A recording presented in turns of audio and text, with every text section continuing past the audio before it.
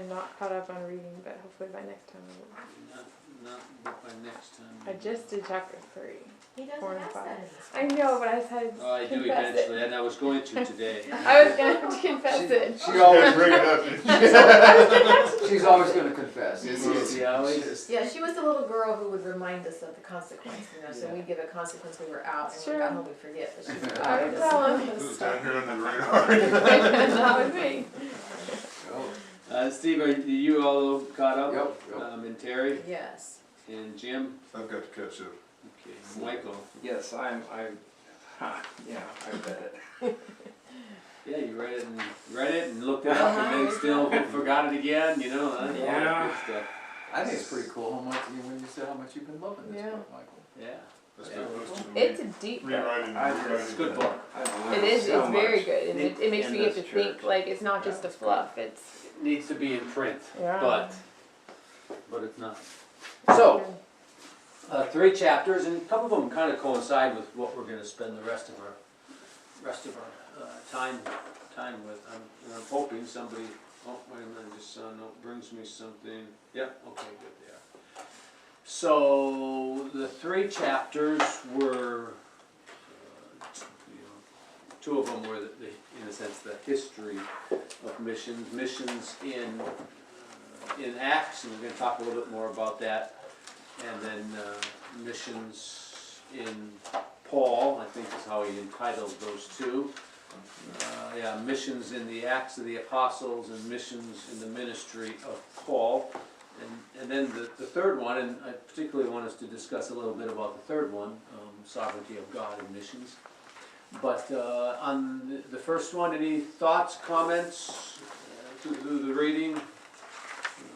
Again, the reading doesn't coincide, only vaguely coincides with what we're going to talk about, but You mean the chapter 3, the first? yeah, chapter 3, missions in the Acts of the Apostles. We were reading that one, 3, 4, and 5 for today, right? Mm-hmm. I liked, on page 68, on, the number 4 part about warning of judgment, and how he talked about how, like, God's love is a reality, His wrath is likewise a reality. Both are an essential part of His character.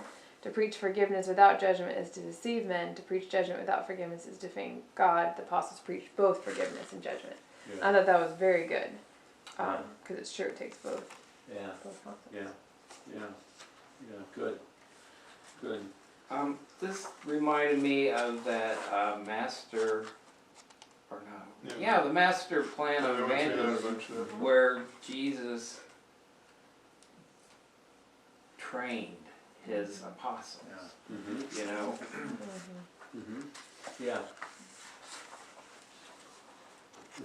Anything else on that particular chapter?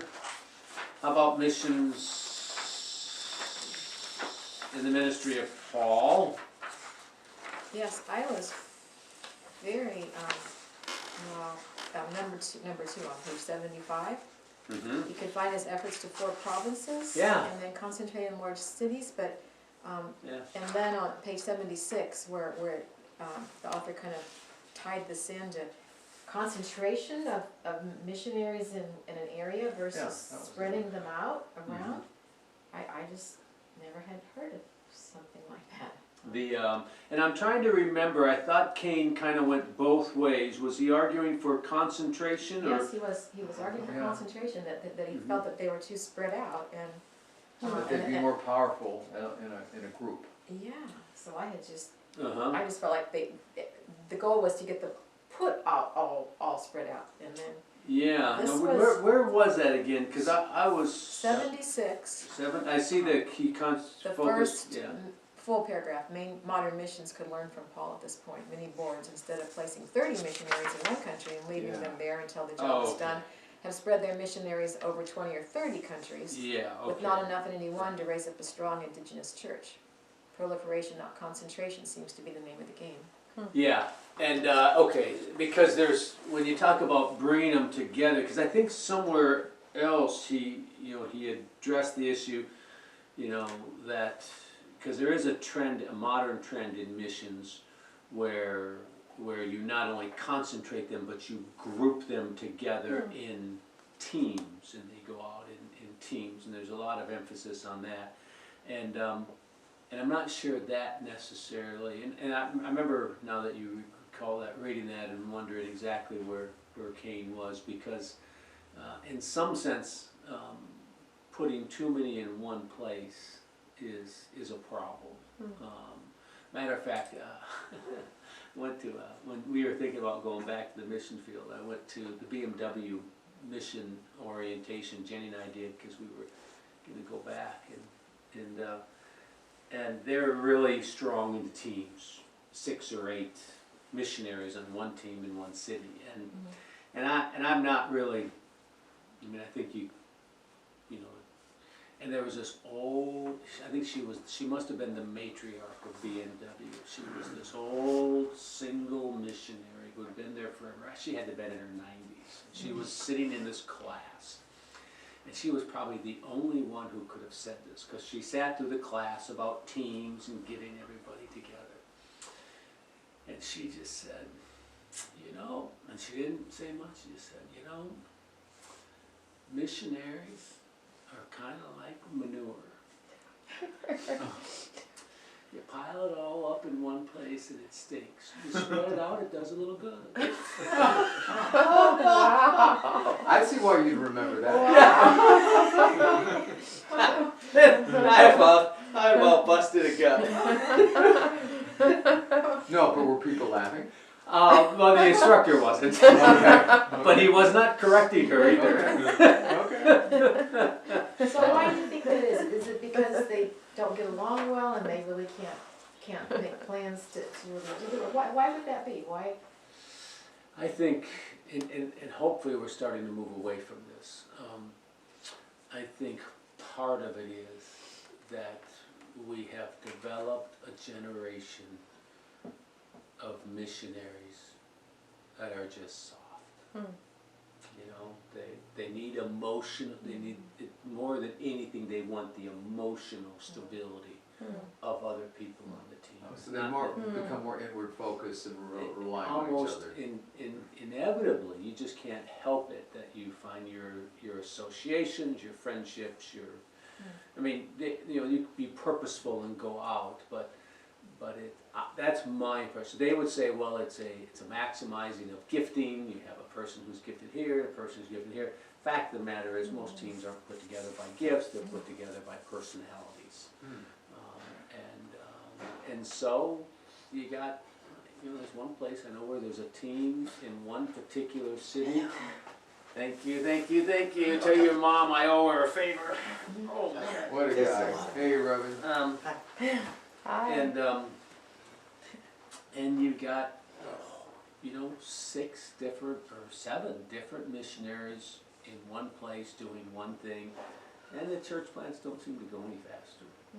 So I am not a fan of I think what Cain is talking about, focusing on an area, is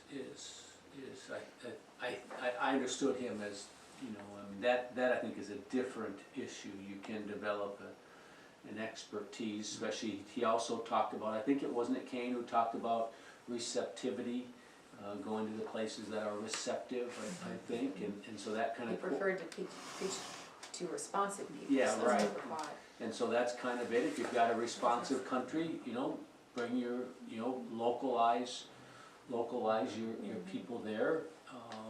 If you got a hard country, don't. So. And so, what are your thoughts on that, though? The responsive people. I think there's my ultimate response, and I think this is probably how most mission agencies deal with it, because mission agencies don't, generally speaking, like to be real directive, because, you know, they tend to try to accommodate as much as they can people for a number of reasons. But ultimately, I think you've got to somehow rely on the Spirit of God to lead the person. The person meaning the one The sharing? the missionary, Okay. where to go, what country Okay, to go to. I think you can direct them, but ultimately, because because although I remember when I was a young missionary, the stories we would hear from the older missionaries were the fields that were just very receptive at that time was the Philippines. You know, just huge movements in the Philippines, and in Japan, you know, nothing. So the idea is, well, why do we have anybody in Japan if all the people are coming in the Philippines? And we had people in Japan for, well, when we were missionaries, 40 years, I think. After World War II, I think they Literally were after World War II, receptive, it was one of our first mission fields, the agency I was with. But you know, our general director was sharing that, you know, that he was, and at first it was not only very few people, but they were all women that were of any interest, and so how do you build a church without, you know, leadership and headship, but 40 years later, there was a church, you know, so there was those who slugged it out, and 40 years later there was a church, and churches. As a matter of fact, most of as he said, he sat around a room one time, and both men and women were sharing how they came to faith, and women had all different kinds of stories, and all the men was, well, my wife, my wife, my wife, my wife, and so so I think in the macro sense, I think Cain is right. Focus on where it's receptive. In the micro sense, if somebody comes and says, the Lord wants me in Japan, and I'm, you know, like William Carey, the Lord wants me to go, you shouldn't be going. Or Amy Carmichael, the Lord wants me to go, but you shouldn't be going. Well, the Lord wants me to go, I'm going to go. And I think when you have those type of people that have that type of a conviction, that you honor it, and so I don't know if that is a cop-out or what, but. So now our missionaries, they can't be supported fully by our church. So, does other churches, and then when they come back to the States, then they visit other churches? Yeah. And do they have teams too? Yeah, most everybody that we support, I don't know if anybody that's working absolutely alone. They're working in different, some of them the team may simply be there's 5 or 6 missionaries in a big city, but they're all working on separate plants. So there's some of that. Some may be 5 or 6 working on the same plant. But all of those, all the missionaries that we support would have other churches and other individuals that are supporting them because of the cost. We could, what do we put? We put $100,000 into missions, a little bit over a year. And that would probably support 1.5 missionaries full time. It's probably close to $60,000 per family. Would be my guess, is probably the average. So. Hey, I got another question. On the previous page, Paul had the Gentiles take up a collection and send it to the Jews. And he was saying he hoped this would establish more bonds. Yeah. Did that work? Well, we don't have any record of of what took place, but he does reference it later, and so assuming that, I mean, whether it actually accomplished the task, I don't think he ever says whether it did build the bond, but he referenced it as a sharing, thing. So that missions I thought the Paul one too just had a lot of really good things. Some of them too, where the elders are reading the book Missionary Methods, St. Paul's or Ours. As a matter of fact, Cain referenced it a couple times. I don't know if you read the footnotes. Maybe Terry, you do, since you actually look up words. But I read the footnotes, and he mentioned, matter of fact, on the bottom of page 80, you can see one of the references, Roland Allen, Missionary Methods. That's another really good book. All the elders are reading that right now as we think through our missions, kind of how we're doing things. And it's a very stretching book. about, and it coincides a lot with what Cain had said, and so, matter of fact, he quotes Alan a couple of times, so. Then, the one that I hope you really liked was the sovereignty of God in missions. I just thought Cain did such a great job. Maybe that's, because having been a missionary, it resonated, I don't know. But what did you think of that chapter? Matter of fact, it was part of it was a double dosage, Steve, for the election thing was part of Cain's, when he talked about God's dealing with the sinner. He clearly came from a reformed background, but first of all, he defined sovereignty as this kind of mixture of God's almighty power, His perfect wisdom, and His intrinsic goodness as sovereignty. Another word we use for that, what is it? Not one of those nights. What's the other word we use for the sovereignty of God when it implies not just that He's sovereign, but that He's sovereign and He's good? Oh, Right. Providence. Providence, thank you, that's the word, I was looking for, the providence of God. So, that's how he described His sovereignty, and then he had the three sections: how God deals with missionaries, how God deals with sinners, and how God deals with world events. And what did as you read through those, any thoughts, anybody? Maybe it had more of a... I haven't read it. You haven't, oh, that's right, you didn't read it. Oh, well, when you read it, you'll, you can look forward to it, hopefully. Terry, what did you think? Did you... No, I didn't underline anything in this. You didn't underline anything at all? No, the other chapters have a lot, so I guess it just Didn't no. Steve, anything? I mean, I didn't underline anything either. I mean, Yeah. it's So just, you'll have to show I up mean, there was nothing like, wow, or it was just, Yeah. okay. I see Well, the that. opening and closing of doors I thought was interesting. Yeah, and one of the points there was God is just as much the door opener or the door closer as He is the Yes. opener. He Yeah. talked about China. When we were going to the mission field, it wasn't China, it was Russia was closed and then opened and then closing again and all that type of stuff. Yeah, his remarks on China I thought were quite interesting. Yeah. It's like, well, I don't know, maybe in eternity we'll find out what his thinking was. Mm-hmm. But see, I'm always internalizing all of this. That's really more of my focus. What this means to me and the people that are on my heart, that I'm praying for, that I want to reach. So I'm always bringing it through that lens. Yeah, and any, as you think through the sovereignty of God, as He described it here in the area of missions, I mean, it would be a pretty short step into evangelism, I would think, right? That the events that we come across are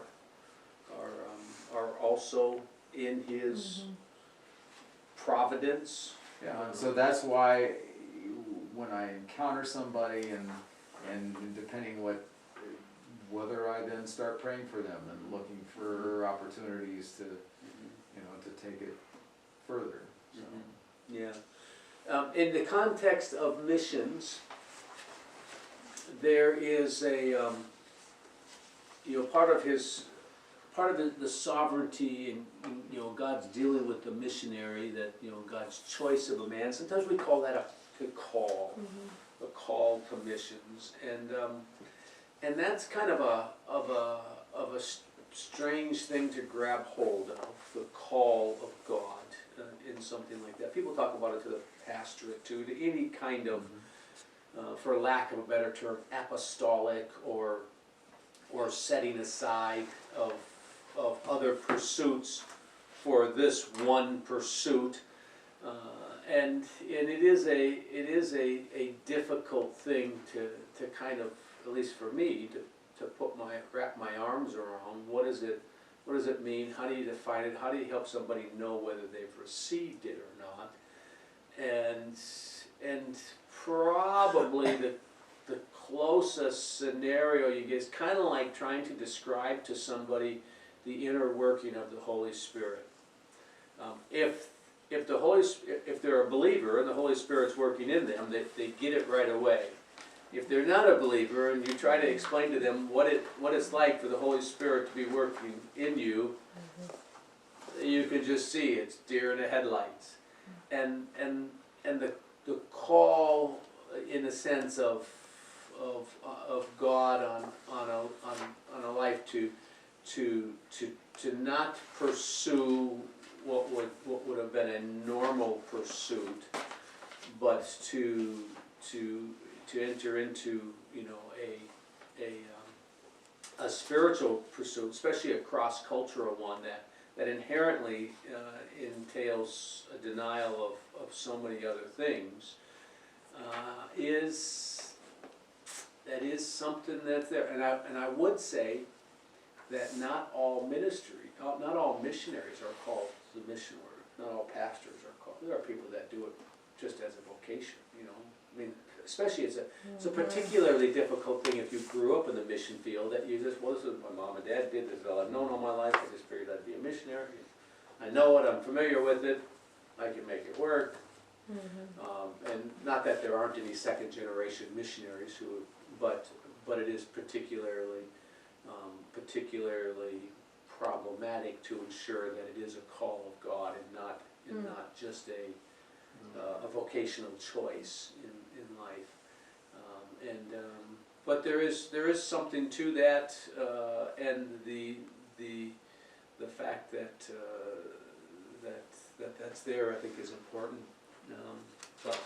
So he talked about that in the God's choice. So yeah, well, let's, anything else on any of those? We don't need to belabor any of those chapters. But this second section, his part 2, is the Trinitarian dimension of missions, and we should have read 5, 6, and 7 together, but it didn't work out with the way I was doing things. So we read the sovereignty of God. Next will be the lordship of Christ, and then after that, the ministry of the Spirit in missions. But hopefully that will be profitable. So what I thought we would do for the rest of our time is do somewhat of a quick flyover of the history of missions, and matter of fact, a pretty good work is also by Kane, J. Herbert Kane, a concise history of Christian world mission, and he lays it out in 2 different directions. One, he lays it out by epoch, which is how we'll do a little bit of looking, this period to this period to this period to this period. And he also lays it out geographically. Another real popular book, at least when I was going to school, this gal was a professor at one of the schools. Ruth Tucker was her name, and it was a biographical history of missions. So if you like kind of biographies, this was a good one. And she, as I recall, took it chronologically through missions. Some other places where you can get a little bit of a history of missions is in Fox's Book of Martyrs. Much of those who were martyrs were martyred in a missions context, and so that will kind of take you through history. The other place, at least if you're talking about, a church history book, is also a book to a great degree on missions, especially in the early years, and they're kind of wedded together, history and missions, in a sense that the author doesn't talk about missions as we are, as a part of church, the distinct part, but as you talk about the history of the church and how it expanded into different areas and what happened when it got there, and it is inevitably interwoven with missions when you start looking at a lot of the names that we're familiar with, Saint Francis Assisi's, even, or the Franciscan monks, or the Dominican monks, or, who was the guy in Ireland? The Patrick. snake killer. Patrick, and his work in Ireland, many of which are claimed by Roman Catholicism, and there's some degree of illegitimacy and some degree of legitimacy. But nonetheless, as you look at all of those, as you look at how did the church expand into England? How did it get into the Americas? And the history of colonialism and missions. So a church history book will also wed a lot of those things together. One of the things that we did here a couple of years, like 20 years ago, and then again a couple of years ago, is during our missions conference. One of the heads of the missions conference laid out put together. It was a history of missions, and it's not an exhaustive history, obviously, but it is kind of a high point of history, and it was just a whole bunch of sheets like this, and I think they're going to do it again this year. That will go around the hall all over the place, and they're dated. And we're going to look at a few of them, but obviously not all of them. Just to kind of talk through it a little bit, but let's start with and even our. Let me see, how far did we go? Our first 2, 3, 4, 5, 6 of them. Okay. It looks like then we have a gap, it looks like. I wonder why we have such a big gap. Seems like we shouldn't have that big of a gap. But we do. Maybe we're missing some. The first one's kind of dealing with, the time of the early apostolic period. And Cain talked about that. Missions in the Acts of the Apostles, missions in the life of Paul, and so these kind of just talk about those missionary journeys. They are unique, and I think we talked about this. The missions activity in the book of Acts, the early apostolic period, is unique in the sense that it is, and it is not only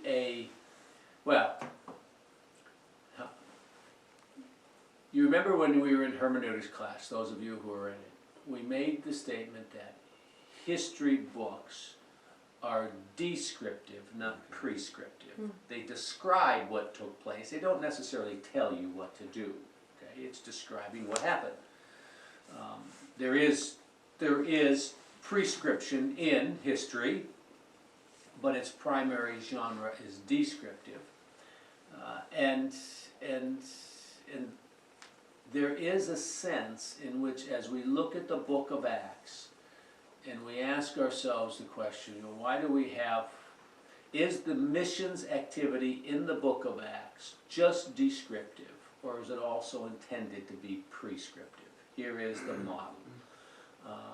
Roland Allen, I mentioned to you, missionary method, St. Paul's. He would argue explicitly that the reason we have Acts is because we needed to know what missions looks like, how you do it. And so he would say that for all intents and purposes, that it is prescriptive, generally speaking,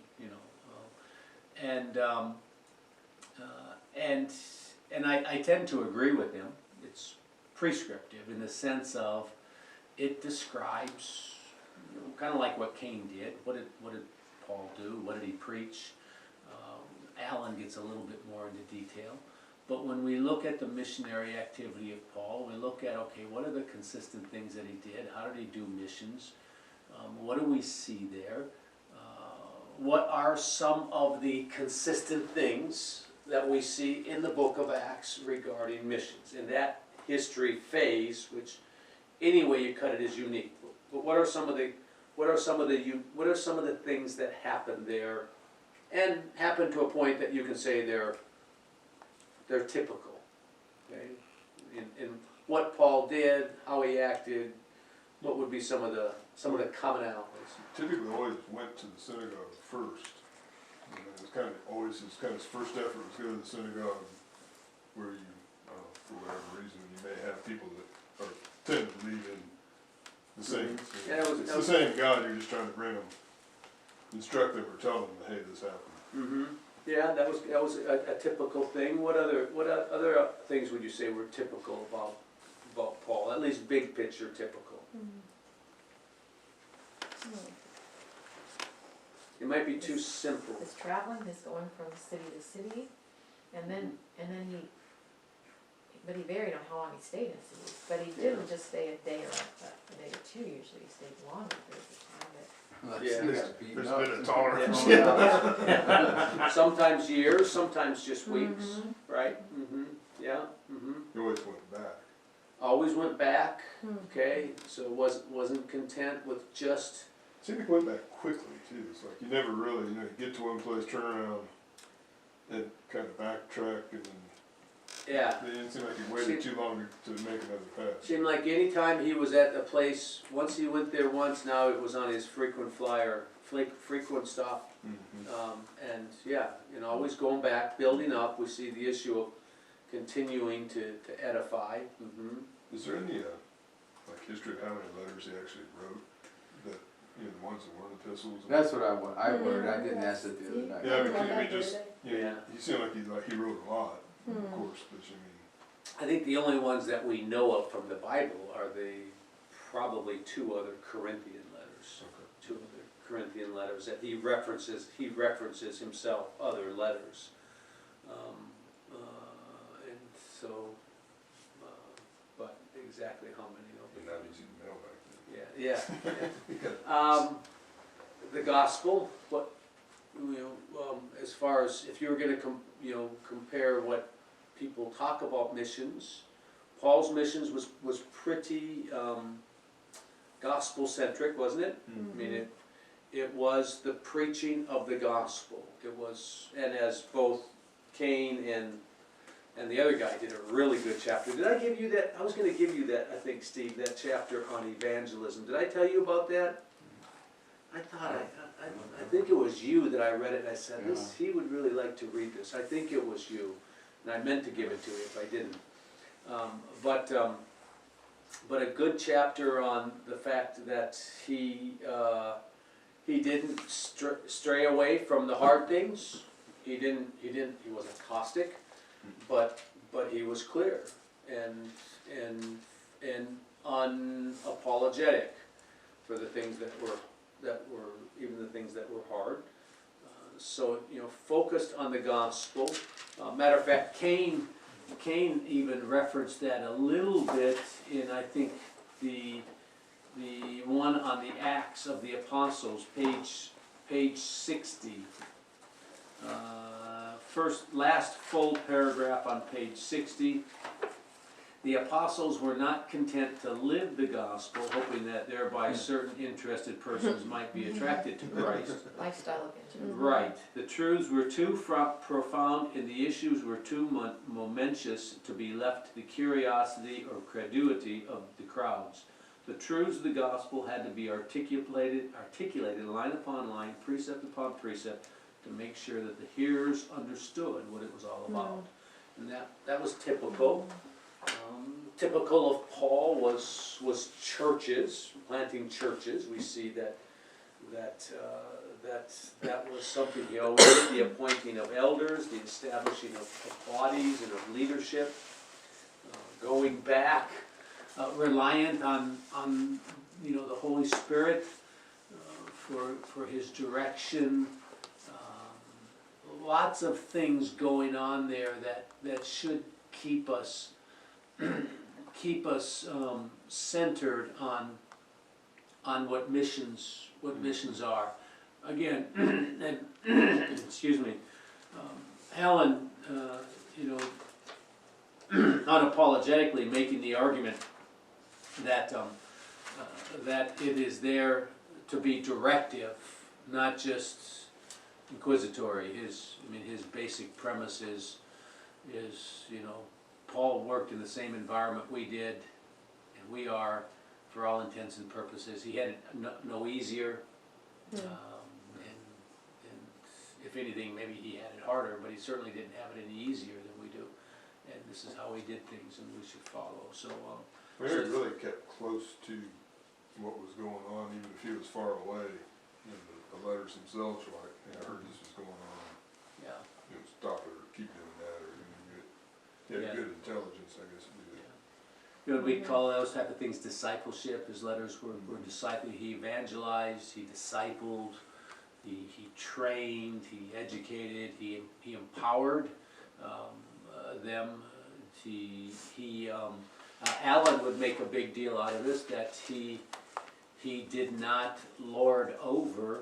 He instructed, but he didn't lord over the churches. Very quickly, the first missionary journey, he planted them, goes back, appoints elders, and says, march on.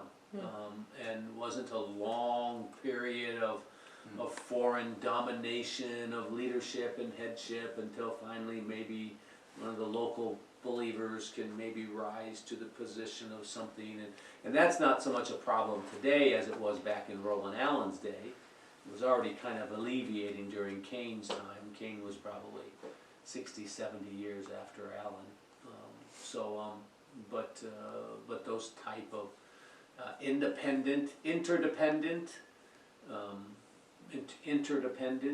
works, you know, they were tied together, but they were on their own in a sense. I have a question. Mm-hmm. So do you think God taught Paul those kinds of almost like leadership skills when he was in the whatever that couple years or whatever he was with him in the desert, or whatever that was? Like, how would Paul have known, because to have those kinds of leadership skills? Yeah, that's a great planting question. churches. Yeah. Well, he was always, I mean, he was real schooled in the Pharisees and all of that stuff. Yeah. He was recognized as a leader probably early on when he was a Jew. Mm-hmm. I don't know if this is an answer to your question, but I did actually steal a quote from Cain that we're going to use not this week, but next week when we do 2 Timothy, because it's the last epistle of Paul. Okay. Where did Cain give us that? And I want to do a little bit more work with, you know, a little bit more on Paul. And let me find. I think I have it here. And he had a, you know, really. I just thought it was a very good quote. Was it page 70? Let's see. Might take me too long to come up with it to make it worthwhile. Thought I remembered where it was.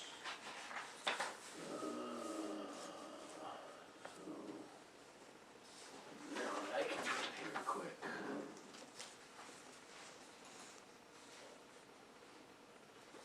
It is on page 72. Yeah, I thought that's where it was, but I didn't see it there. Yeah, there it is. Second paragraph. God saw in Paul qualities not found in any other man of that generation, not even Peter, James, or John.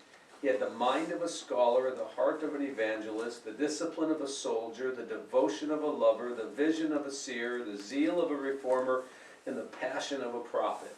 I mean, what a list of attributes. Yeah. I think if you had all that, you don't need much more. No, it's true. He is a tough dude.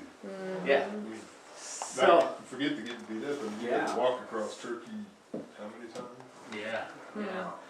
I don't think that negates, you know, the interworking of the Holy Spirit. You know, Alan would say, did Paul have a plan? You know, yes and no.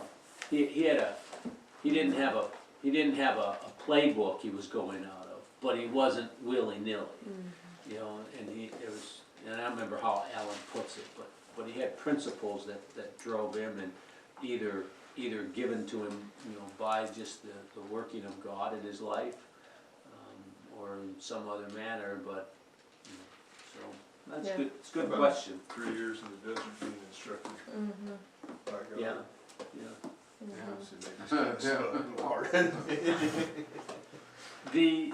from 70 to 100, so the book of Acts, as we've talked about Sunday evening quite a bit, goes from about 30 to 60, 30 to 70, somewhere in that area.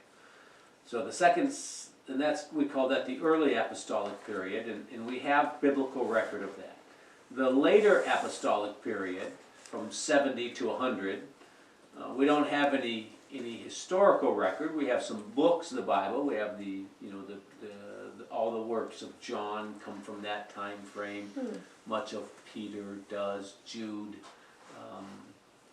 So those are our later works. And I wish I had a map. I don't have a map. Do you have a map in your? Is there a map in either in your Bible or? We talked a little bit about this Sunday night too, that in the later apostolic period, does Kane have a map anywhere? I have a MacArthur study Bible, so Yeah, but the work of evangelism, for the most part, in the later apostolic period, we talked about the fact that we think Paul got to Rome. That's not to Rome, I'm sorry, to Spain. But for the most part, we don't know of any expansion much further west than Rome, unless he made that trip to Spain. Most of the expansion in the later apostolic period was mainly what we would call Eastern, North Africa kind of area, the Eastern area, and I think we talked a little bit about Sunday night how a little later there'll be a hard and fast East-West split. That even at this point we talk about the influence going Eastern and Western, and most of it was East and South was the expansion. Matter of fact, I have a map that I got one time about the expansion of from what we know from church history documents of churches, and there's a little dot in the 100s, the 200s, and the 300s of where churches were, and it's interesting to see how many few dots are, a few around here at 100, at 200 a little bit more. By the time you get to the 300s, it looks like the measles all over the place, and it's kind of a cool growth. But this is kind of the big growth area in that later apostolic, and even really the next period. It isn't until a little bit later that we're going to see a lot of activity going on with the Gauls in Western Europe as we would know it. So that area around the Mediterranean Sea is primarily where the church was advancing. After Jerusalem was burned, and we'll talk about that soon, Antioch, Constantinople, Alexandria, and Rome kind of became the key centers, and really 3 of those are in the east. Rome is the only one that's kind of western. So then the next period, and depending on how you break it up, actually I think Kane breaks this up into 2 pieces, but I was drawing my notes from more of a combination from 100 to 500. Okay, and that's a big time frame, and really 100 to 300. There's an important kind of line of demarcation at 300, and that was the 2 things. One, the conversion of Constantine from the Roman Empire, and also the fall of the Roman Empire. Both of those things kind of coincided. But but from 100 to 500, the church was doing a lot of expansion, a lot of other things are going on. The Council of Nicaea, defending against heretics, getting a foothold. I just read a really fascinating quote from Jerome. What was that in that I was reading? I was gonna print it up. For you. It was in. I think maybe it was in Kane's book here. A really fascinating quote from Jerome, but I can't remember now. From 300 or 400, talking about how Christianity had permeated every aspect of Roman. He said, he basically said, we're everywhere. We're in your house, we're in your shops, we're in your markets, we're in your armies, we're here. He said, we're in every place except your temples, which I thought was a neat thing. But the church was expanding. There was only again, his church history, missions kind of intermingled at this point. There was only one church. There was the universal church. There wasn't even a designated center. Roman Catholicism would have you believe that they have been the headquarters, always the headquarters, and that all of these early people were really the bishops of Rome, and it's just fallacy. There was a very loose yet interdependent group of churches sprouting up everywhere, with a few very influential voices out there. Excuse me. That we have their, some of their writings from on those that second shelf from the top on the second bookcase are all writings from the the 1, 2, 3, 4, 500s of a certain number of very influential writers. We just have a very loose confederacy of churches. Some are stronger than others. There are some kind of regional, if you would have it, leaders, like we said, Alexandria down in Egypt, Antioch, Rome is a strong church. Ephesus for a while was a strong church. Constantinople, and in a sense later there'll actually begin to be a vying for power, and it'll kind of narrow down to two really strong ones, Rome and Constantinople, and finally neither one of them is able to arrest the power from the other, so they split. But that won't happen for another until about 1000 AD. So Constantinople, is that the Orthodox? At the Eastern Church, which we would call the Orthodox. There's a number of Eastern churches. There's Eastern Orthodox. There's Greek Orthodox. There's the Coptic Church, which is the Egyptian Orthodox, is all that is. So they would all be part of the kind of that Eastern Church. Movement of Christianity, further east into Armenia. I guess that would be north more than east. There is, and this is something I don't know a lot of data about, but reading the different histories, a lot of the conversion in the world was by these invading kind of tribes, very very violent, a lot of just kind of like Attila the Hun type of tribes who would invade, conquer. And there's a lot of account of like the leader of these tribes being converted by some missionary activity, and then bringing the whole marauding band with them. And they all become Christians. So that's a pretty common, at least reported phenomena.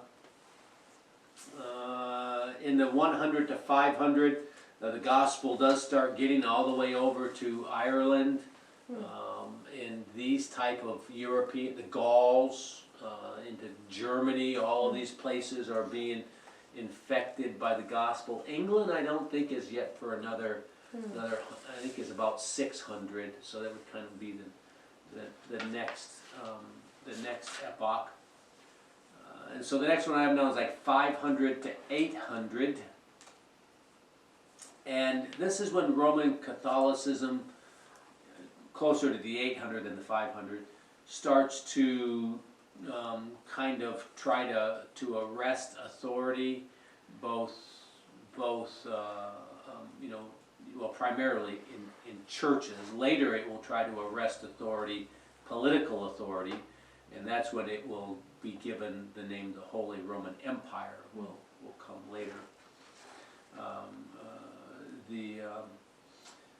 Again, a lot of How are you using the word arrest? arrest, To to gain take, it, to gain it, not yeah. to stop it. Yeah, to gain it, yeah, that's what I meant by that. Important missionary activity from 500 to 800 is obviously the rise of Islam.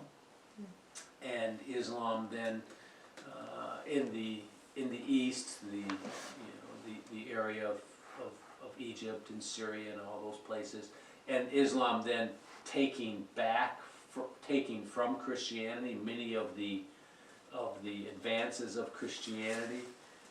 Matter of fact, an interesting side note, to this day, you know, in Egypt, which is Muslim, they're Muslim because of the conquest of Muhammad. They were Christian before, Alexandria and all those, Egypt, highly Christianized, and the people who are believers today, the ones who have a right to be believers, even though they're still, they have a legal right to exist, as Christians, are those that come historically from the families that did not convert to Islam, you know, back 600, 700, 800 AD. So their families have been Christians for 1,400 years, in the sense they come from that lineage, and they're allowed to keep their Christian identity,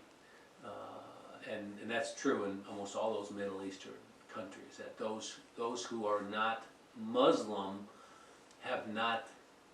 are from families that have never been Muslim, and so it had a big effect on missions. And then you get to the next area, 800 to 1200, and one of the big advances here is the Crusades, which were in a sense marketed as missionary ventures, although they weren't missionary ventures.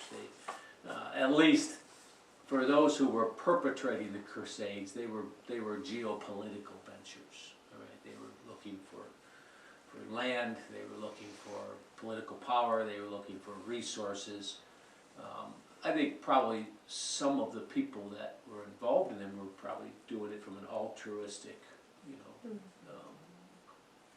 idea that they were advancing the cause of Christ. But as is the case, that advancing the cause of Christ through the sword doesn't work. Here, having said that, though, here's a point. Does religious growth through persecution and the sword work? Inversely? And my key term there is religious growth. And I think the answer to that is, it does. Well, you put a sword to guys back till you get to church. And after the second generation, those who were converted by the sword of the first generation, by the time you get to the second generation, they own it. That's true of Islam. Islam did not conquer because of the Spirit of God opening up the hearts of men and women to be Islamic. They conquered by the sword. Roman Catholicism, much in the same way. You can, you can promote and advance religion in any number of ways. You cannot promote and advance biblical Christianity in any of those ways, all right?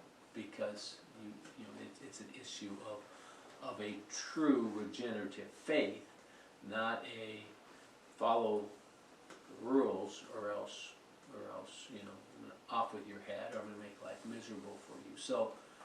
So the sword has a great religious effect. It doesn't have any true conversion effect. And so, and matter of fact, the Crusades did more to hurt the cause of Christ than they ever did to help them.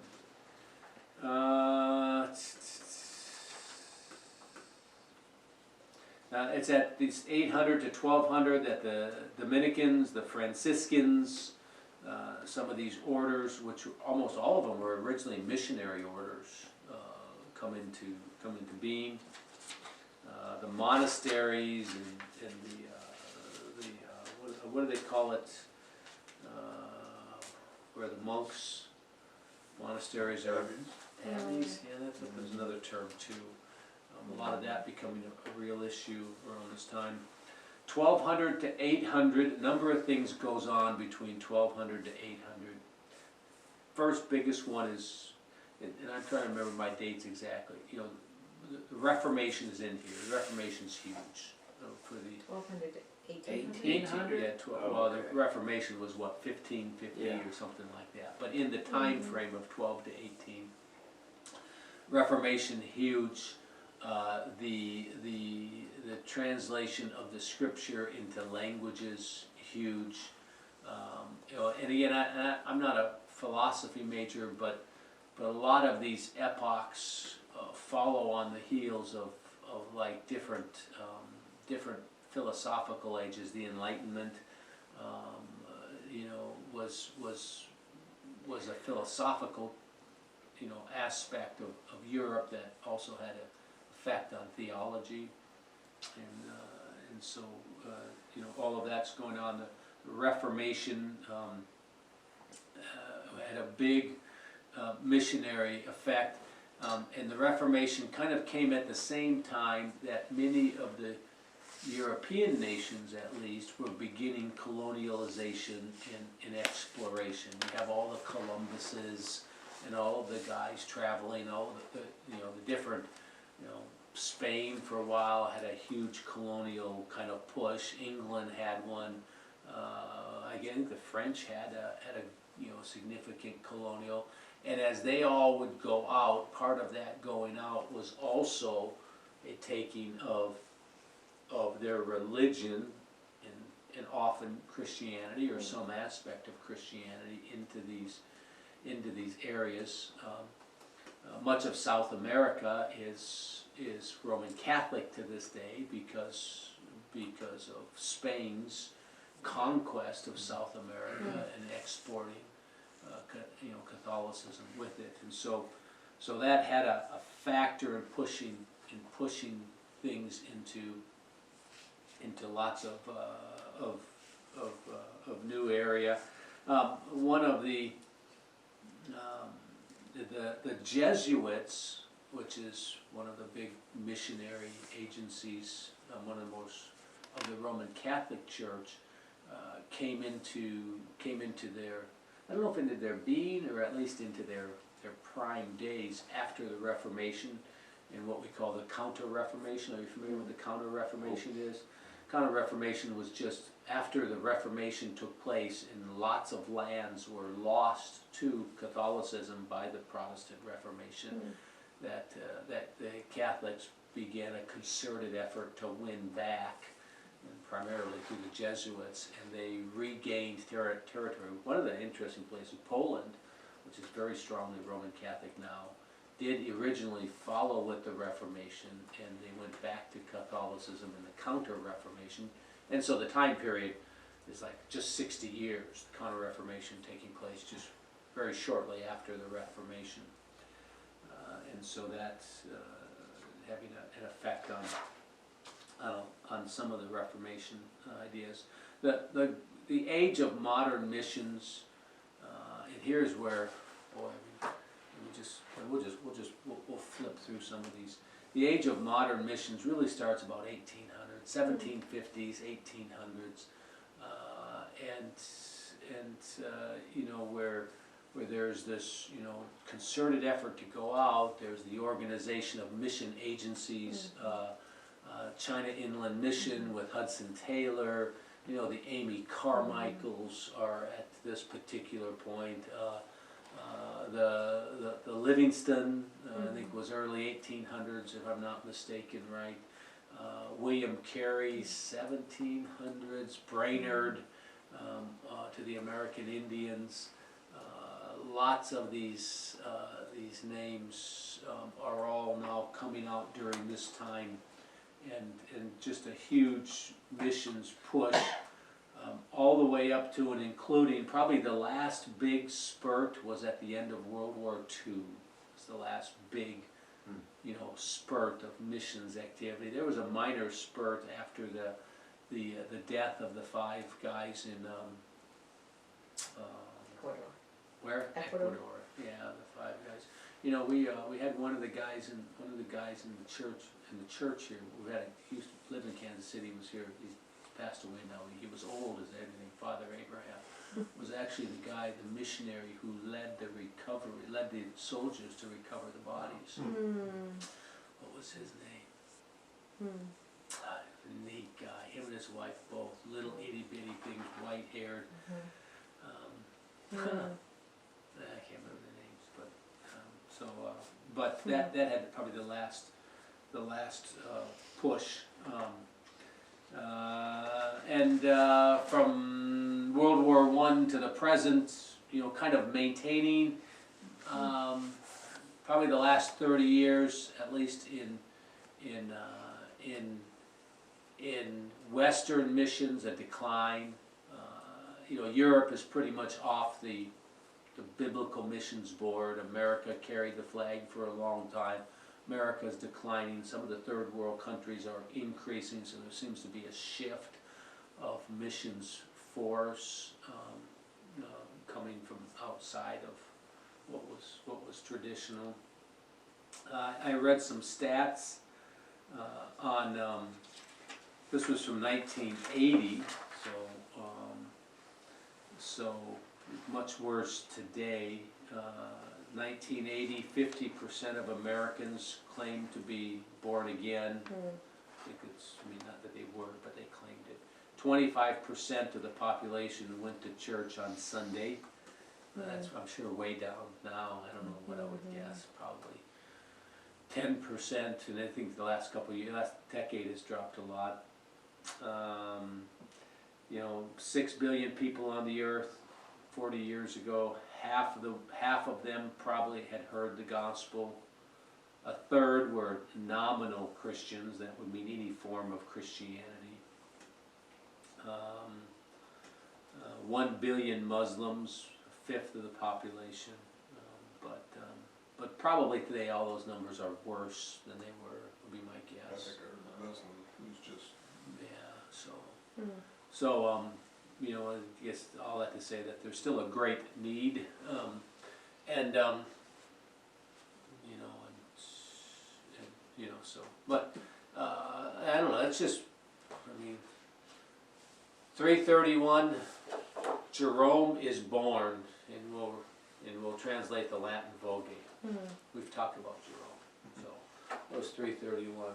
350, 2 young Christians shipwrecked in the Red Sea are taken as slaves to Ethiopia to serve in the royal court. They preach the gospel and win many converts. Thus the Coptic Church is born. We know him. 864, the conversion of Prince Boris of Bulgaria, and a guy by the name of Anskar dies. 1329, Nicaea falls to the Muslim Ottoman Turks. 1379, Stephen of Perm travels north toward the White Sea and settles as a missionary among the Finno-Ugric Syrian tribes living between Pechora and Vichengua rivers at Oostvim. I'm assuming those are all Scandinavian. I think that's all Scandinavian countries. 1453, Constantinople falls to the Turks. They make it their capital. capital, 1464, Gutenberg begins the printing press. And that's Luther. 1571, Italian Matteo Ricci, the first Roman Catholic missionary to China, quits law school and becomes a Jesuit. He will sail for Asia on March 24th. Other missionaries sharply criticize his adoption of Russian customs. Now, the Jesuits are the theology arm of the Romans? Yeah. I think that's a good description. 1638, Puritan Richard Sibbes writes The Fountain Open Wide, which he says the gospel must continue until it has gone the world over. 1674,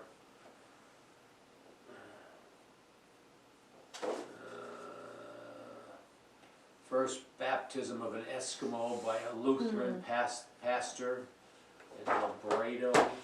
So just a lot of, and here we're in the 1700s, so obviously we get a lot more from the 17. Nazarenes enter Botswana, Kenya, Miramar, and Suriname.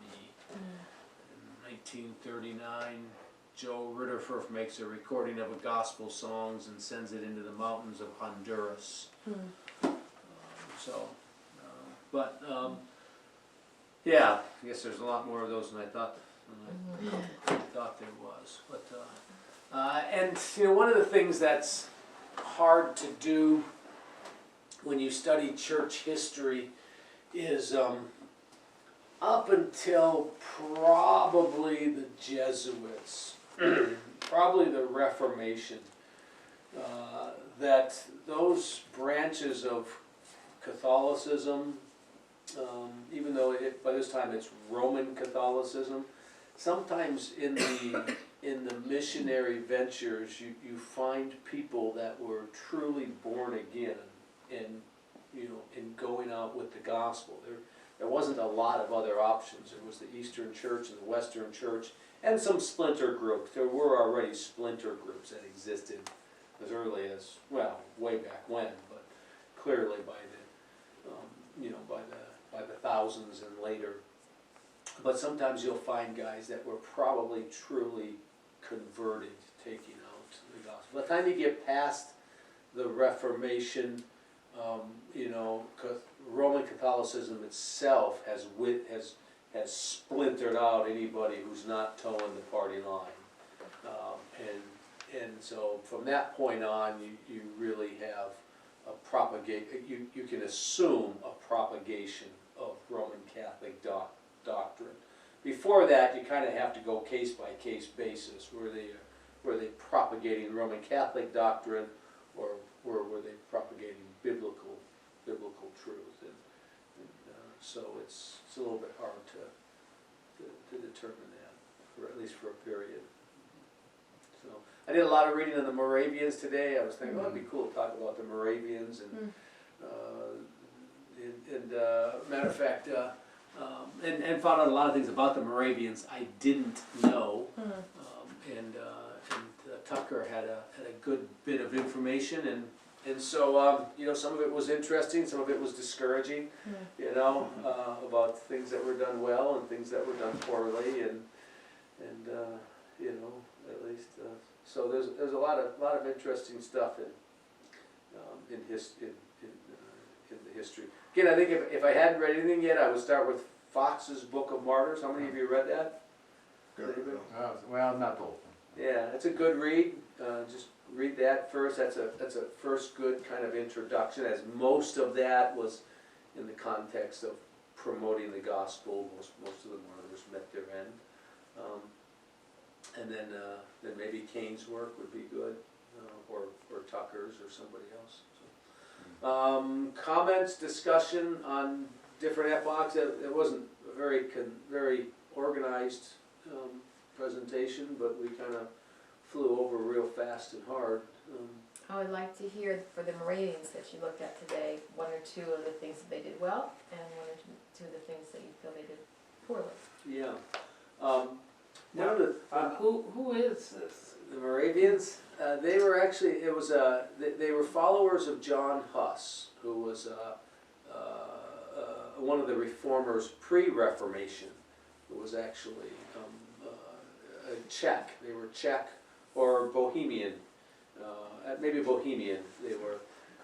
And they were followers of John Huss, which eventually in Bohemia as Catholic, Huss was killed, burnt at the stake, I think. And they were driven out of Bohemia into Germany, and were given refuge in Germany by a German count by the name of Zibbendorf. Zitzendorf, yeah, something like that. And he was apparently a part of the aristocracy or noble class that really just committed to follow Christ, and so he gave refuge to these Bohemian believers that were persecuted, much like the Puritans who were driven out of England for the sake of. So they basically lived there in commune for a long time, and according at least to Tucker, after a long time, I think it was 100 years maybe, they lived in commune in this place or something like that. There was just a real moving of the Spirit to begin missions work, and they became very, very missions oriented, and in the course of 10 years had actually, according to stats, sent out more missionaries than all of the rest of the churches had in the last 200 years. So they were, and it was a very, very hard, committed, abandon everything, go, move somewhere, get a job, dig ditches, live with the people, and share Christ. And we'll see you, next time we see you, we'll be in heaven. No such things as, it was literally an entire commitment of everything. Did Those we were talk the, about them kind of the first missions week as you got started on this? That was not a real good model. well, it's a good model for expanding the gospel, the working, just going and taking up, but not the apostolic model. That there's a distinction between that and sending like Paul. I mean, he was given his money, he was sent out to do this, and the Moravians just went out and basically, what would we say? There's a negative term for that. What do you call it when you start importing all kinds of people into a country in order to take it over? Assimilation. Well, there's a term for that. Nobody remembers what the term is? It's They accuse the Jews of doing it all the time. Moving all the Jews back to Israel so they can get a big enough voting block to vote out everybody else. And so in a sense. But one of the negatives were, it was very mystical, too mystical, and sometimes, according to Tucker, some of it was even just kind of downright bizarre. Some of the sufferings of Christ bizarre. But even some of the Zinzendorf, or however you pronounce his name himself, a bad example of abandoning all things, even his familial duties, for the sake of the gospel, leaving his wife behind for 20 years, wife and family, as he went and traveled, and seemed to go beyond just the issue of commitment into recklessness of some sort, and so some of that was discouraging. Yeah, maybe you've read this too, but I remember where I thought some of the young men would actually go and they became concerned about the slaves in the West Indies. Did you read that? Yeah, that was one of the they sent a lot to the West Indies. And the way they did it, though, is they'd sell themselves, a guy as a slave. To go into, a young man and sell himself as a white slave, and then the money that he got from selling himself, he'd send that back to send somebody else to get shipped to passage. So they'd go down and they'd do the same, and that's how they then got out there, and they were working beside these the blacks and sharing Christ with them. I didn't read all of it. I didn't see that part, but it kind of fits the motif. You know, again, just that total commitment, you know, abandoning everything. It's and- beyond just. well, Yeah, taking the dreg jobs, and talked about a couple guys that first two Moravian missionaries in somewhere up in, I think, the Norwegian area, I think is where it was, were grave diggers. You know, and that grave digging was just not In Norwood. a, Yeah. So, Tough stuff. Make it a whole lot easier in West Indies. yeah. Sand or frozen dirt. Mhm. Yeah, so a lot of stuff, you know, that's interesting to, you know, to read about. The Puritans also very evangelistic, much like the Moravians, just picking up and moving out because of persecution and starting a great movement. Probably the reason, one of the interesting reasons why America at least was more Protestant and had a better theological grounding than South America, North America and South America, is most of our colonialization was by England and not by Spain, so we were exported, you know, at least Protestantism, even if it was somewhat Anglican, so, yeah. Any other thoughts or comments? And wish I was a better history major, but I'm That was not. good. But so I think technology, from the printing press to the airplanes to our social media, that really has opened up evangelism.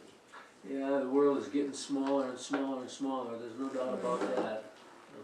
And you know what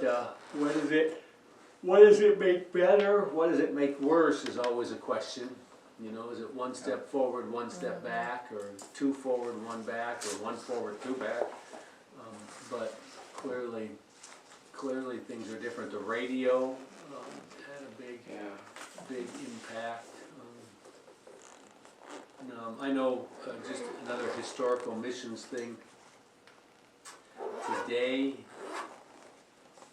there are probably 20 times, would be my guess, 20 times as many closed countries to the gospel as there were 100 years ago. Almost it's catastrophically different, the amount of countries you cannot go into now with the gospel as 100 years ago is far more restricted than it was. Yeah, I wouldn't have realized. Yeah, no, you wouldn't have thought that. No. Good deal of that, and as much as a good deal of that was because many of the countries that today are closed were colonies, English colonies, and you know, and therefore, you know, all the Middle East was colonized, and as soon as they were given their independence, you know, changed a lot of those laws. So that was a good part of it, and so yeah, it's Well, actually communism too. Communism was a factor. Most of that has fallen, other than China, and a few of the Southeast Asia. Well, Maybe DC. Just saying. Jim, you want to close this in prayer? Lord, thank you for gathering us here this evening, for the instruction we had in church history and how it relates to missions. Lord, let our hearts be focused on missions and what we can do in our neighborhoods and what we can do to help those missionaries around the world that we support. And Lord, open our heart, give us the softness in our heart for these folks, and help us to do your will. Yes, this in Jesus' name. Amen.